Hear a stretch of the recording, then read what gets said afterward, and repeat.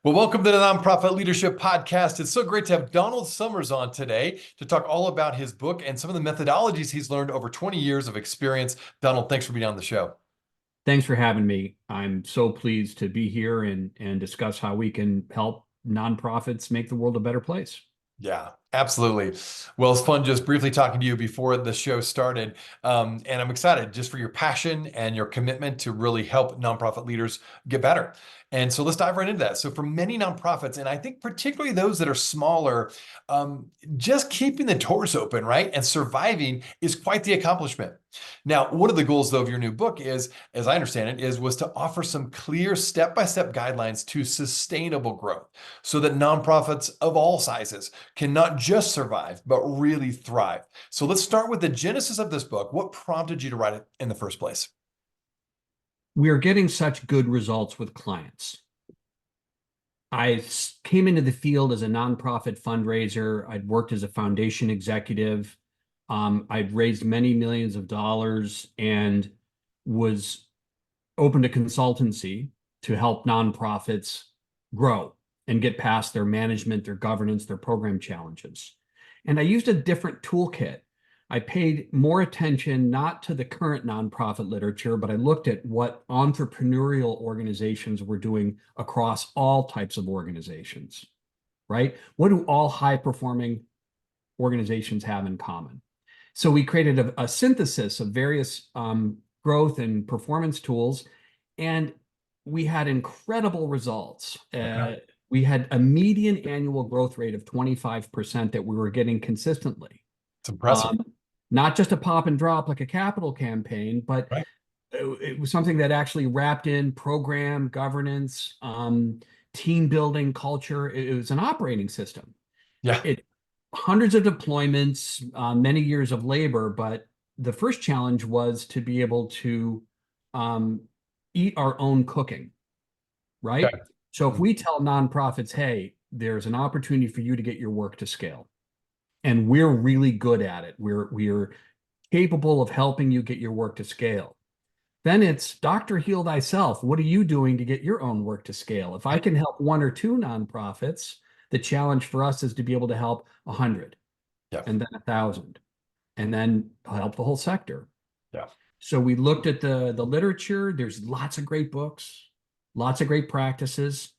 Where there's a gap is making it clear and practical and easy to implement, and how do you operationalize not just one set of practices in, say, fundraising or governance or marketing or team building or culture? How do you bring them all together? So that was the genesis of the book. Okay. Uh, and that's where we are today. I'm glad to say it's complete, and we're just rolling it out now. Yeah. Well, it's exciting. Well, let's talk about a couple of things you've mentioned because you bring up a lot of interesting things in your book. Now, one of the more alarming stats you include in your book was the fact that the mistrust towards nonprofits seems to be a major driver behind a collapse, really, in charitable donations from small donors, individuals who make up, say, 98% of all nonprofit supporters. In fact, you mentioned in 2021, fewer than half of American households gave to charity. Now, this is down 2/3 only a decade ago. So only a decade ago, it was 2/3 higher than it is today. So how have nonprofits broken the trust of the community, and how do they rebuild that trust? Well, I can offer some tentative suggestions. I certainly don't claim to have an authoritative view on why this collapse in individual giving is happening. I agree with Okay. you; it's very alarming. Yeah. Um, I can take some stabs at it. First of all, there have been some very, very high-profile scandals at nonprofits, which show how bad management can cause problems. Right. Perhaps the biggest is chronicled in ProPublica, the public Mhm. interest, the Mhm. muckraking journal, fantastic organization. Mhm. They chronicle how when Gail McGovern took over the Red Cross, they Mhm. brought business style leadership, which we applaud, but they didn't bring a lot of integrity. Mm. They chronicled her lying to Congress, misspending tens of millions of dollars, and being evasive, not being transparent and accountable. Right. Another extreme example of that is Donald Trust Charity, which was a boiler room operation. So when you hear about these scams, and then you have the New York Times causing problems, they destroyed did great damage to the Wounded Warrior Project, a Mm. subject you were just experts on. So high profile stories of charitable mismanagement doesn't help, number one. Right. Number two, the way too many charities engage in what we call transactional fundraising, Okay. haranguing people for money using emotion, talking about the need. There's a lot of donor fatigue out there. If you do something too many times, people become fatigued. We have fundraising efforts like Giving Tuesday. It's a nice idea, but it packs all of these appeals into one day, and execution wise, it doesn't work. And it creates you get 100 inbox appeals, and I can't support them all. Uh, there's also, so I'd say nonprofits have to get away from the treating people like cash machines, taking them to events, asking them for money, and then not showing their impact. So donor fatigue, transactional fundraising, high profile scams. And then I think if anyone hasn't read the book, Ken Stern, the former CEO of NPR, wrote a book with Charity for All. Okay. Uh, and I talk about that in the introduction to my book. Yeah. It is a searing indictment of the failure of too many nonprofits to fulfill their promises. Okay. They talk about a big need, they accept money, and they don't deliver on results. And I'm not disparaging all nonprofits, and I'm not the one who's saying this. It's Ken Stern. Right. But the collective impact of all of this on people's trust certainly can't be positive, and I would suggest those are some of the drivers that nonprofits have to be aware of. Yeah. And building trust and creating a different narrative of transparency and accountability and high performance is what our methodology is all about. Yeah. No, well said. Thanks for giving a bit of that history and yeah, I think all those points are well said. Okay, now I know you're a big believer that the struggles of nonprofits really have, when it comes to fundraising specifically, is not just a fundraising challenge. It's really an organizationally wide challenge. So it's really often about the infrastructure. It's the organization itself. It's not just the wing of fundraising. So would you say the majority of nonprofits are struggling with outdated, ineffective development approaches, or is it deeper? Is it more systemic of a bigger problem? Talk a little bit more about what really is at the root of this. Well, a really insightful comment. Hmm. Uh, there's cultural issues, there's Yeah. structural issues, there's knowledge barrier issues. But the first and most important thing to remember is nonprofits aren't the only type of organizations that are struggling. Good point. Getting getting people to work together as a team is really hard, Yeah. period. This is not unique. There's so many for-profit businesses that are struggling. Yeah. So consider this statistic. Only 4% of for-profit businesses ever break past $1 million. Okay. So, 75% of the US economy are small businesses. So people say, oh, nonprofits are small. That's normal, Yeah. right? Good Very point. difficult to get past a team of 10 people that do anything. You really have to understand organizational dynamics, how to build teams. There's a Right. science behind it. Hmm. So yeah, it's not a problem unique to nonprofits. And then what we've done is instead of again looking at how nonprofits solve it and there are some theories, some nonprofit approaches that we feel are less productive. Okay. When you talk about things like theory of change, when you talk about logic models, how nonprofits write their strategic plans, and how their subsistence fundraising, going after grants and running galas. There's a Right. lot of things that the nonprofits are socialized to do because everybody else does them. There's all this social proof. That's right. Those are pathways to subsistence living, Okay. right? Yeah. But look at the cultural problems. If you call yourself a nonprofit, you're immediately going down the path of confusing your tax status with your business model, right? Right. Right. So, from getting nonprofits to understand that they can access the toolkit of look beyond the sector and the typical tools. If you look more broadly, and that's what we try to do in the book, hey, here's everything that works, and we've proven it can work for nonprofits. It's different. It's Right. different language. We find that it's more effective. We talk about here's another problem. Yeah. one we see constantly. And when I talk to a nonprofit I meet for the first time, I say, who in your staff or on your board has ever grown a company before, for or nonprofit? Good question. Have they been to the growth rodeo before? Because it's Right. hard, Yeah. right? You've got subject matter expertise. There's experts in homelessness or arts, education, healthcare, media, you name it. The nonprofit sector is filled with program experts, but Right. they often undervalue people who are organizational growth specialists. So that's why they stay small. Yeah. And there's one last thing that this culture gap is profound, and Hmm. I've called it the myth of uniqueness. Okay.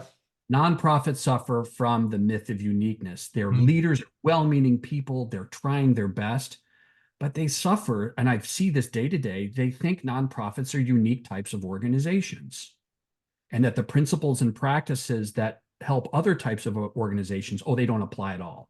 Right. Powerful myth. So consider a quote by the founder and former CEO of the Nonprofit Finance Fund.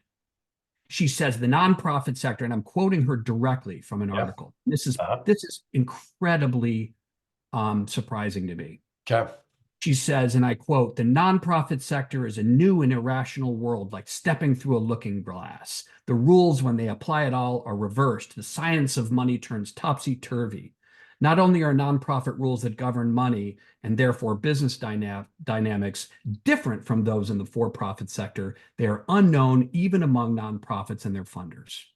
Okay. Now, Interesting.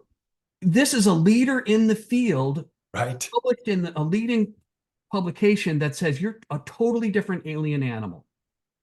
And I'm here to say, with respect, it's hard to be Right. respectful of concepts that are just wrong.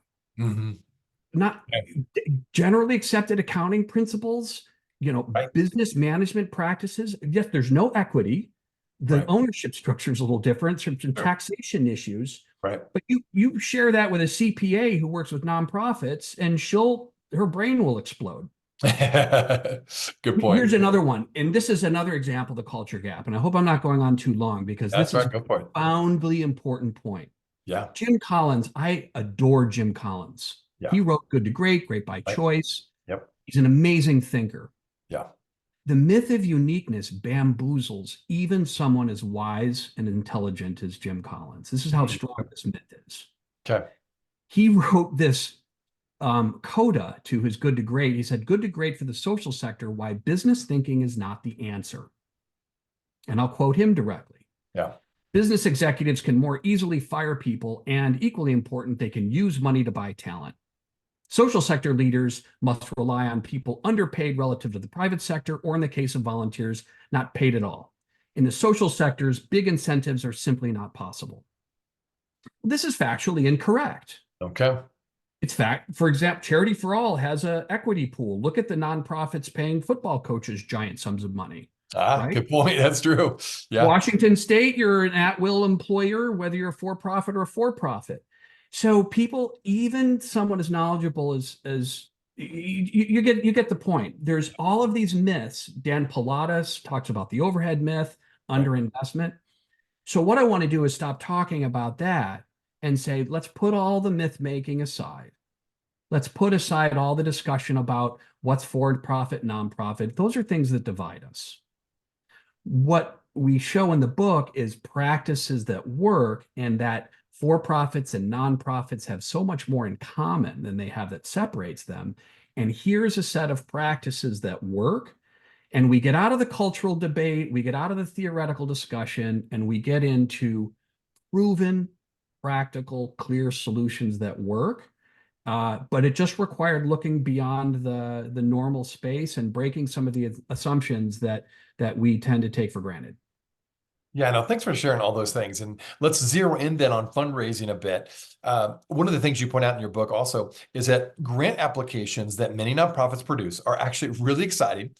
They have world-changing potential in terms of their goals and their aspirations. However, at the same time, the applications lacked clear goals. They didn't have a sound strategy. They didn't have clear performance indicators, let alone a means of sustainable financing. So talk more about that. How are nonprofits falling short in their process of seeking financial support?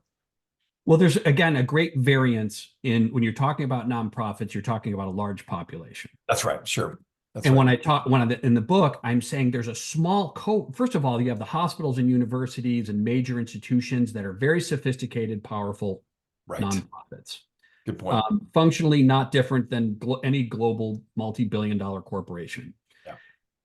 Now, you also have and as I talk about in the book, there's a small set of nonprofits that started and got to scale very quickly with tremendous impact. Teach for America, KIP, City Year, Hmm. you name it.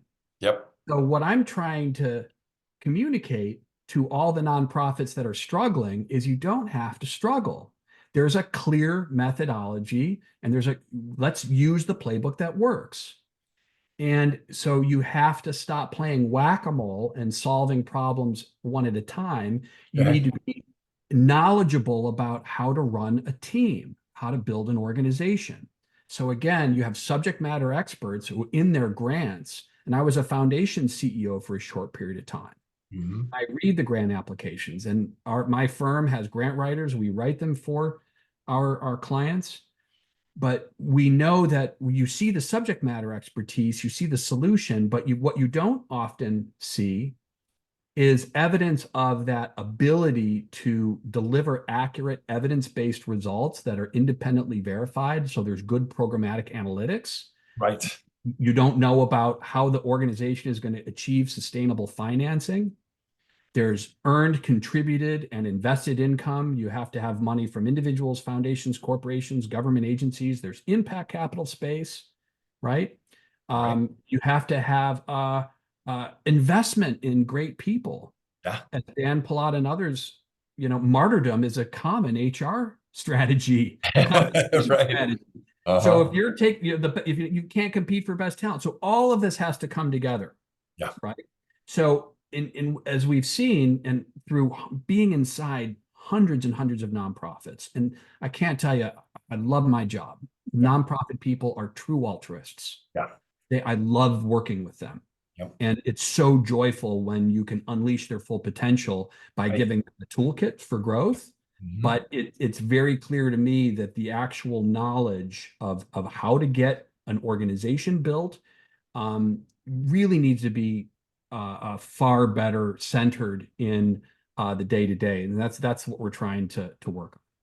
Yeah, no, well said. And I think that's what, in your book, you offer a step-by-step guide to a nonprofit management system really for sustainable growth. And you also provide a complete toolkit of templates and resources that nonprofits can use to apply this actual management system. So maybe you can highlight a couple of those, maybe the two most important steps that you share in the book for my listeners. Well, there's 7 chapters.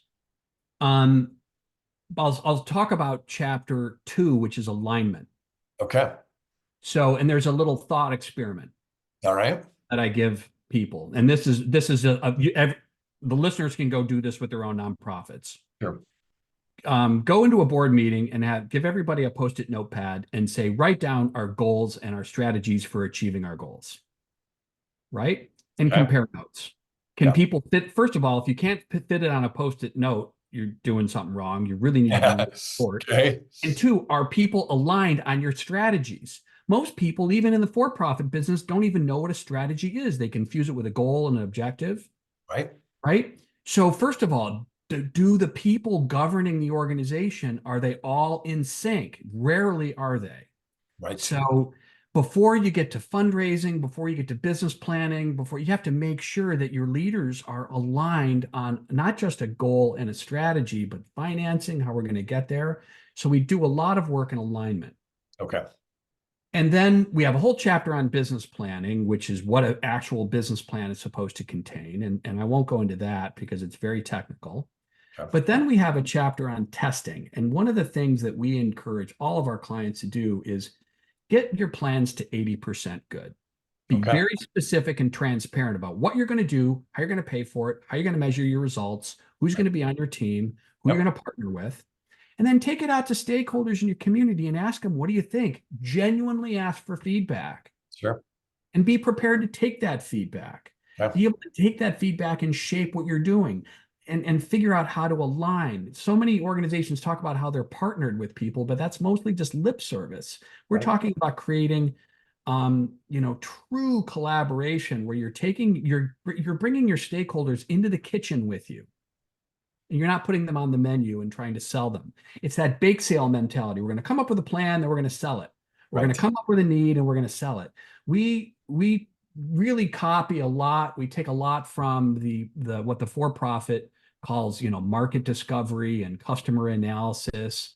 And we take some of those basic entrepreneurial tools and we show nonprofits how that same general principle can help inform your plans. Right. And so by the time you actually start to raise money and then execute, because that's incredibly different Right.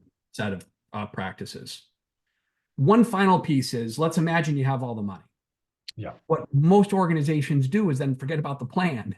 The Okay. plan Right. goes on the shelf, they get the money, and then they go back to operating the same way. So a final feature, and I might be at 3 here. I apologize if I'm going Yeah. over. Sorry. No worries. It's executing with focus and discipline Yeah. using, this is the number one barrier. Planning is 5% of it. It's execution with fidelity and Yeah. staying focused on a small basket of what we call key performance indicators, KPIs. Uh-huh. Uh, and we show how that whole process informed the incredible success of Janice Avery at Treehouse, who Okay. achieved this moonshot in the world. No one thought that we could double graduation rates for foster kids. That's the message that I want folks to really get out of this. We've talked a lot about strategy. We've Sure. talked a lot about theory. We've talked about cultural barriers. Nonprofits are using this work to change the world in dramatic ways that people don't think possible. Right. And that's that optimism. That's what we want to get out. Yeah. Well, the methodology you're promoting, as you've mentioned in your book and on your website, is said to have catalyzed sustained 25% annual increases in nonprofit revenue and program impact. Now, that's impressive across the board. Now, tell us, how has your methodology really become so successful? What's been your secret sauce? Hard work and Okay. tenacity, and we've stayed at it for 15 years. As I write in the book, I was very successful when I was a staff person. I had multi-million-dollar campaigns. We turned organizations around. And then when I became a consultant, I had some great successes, but I also had a lot of failures. Okay.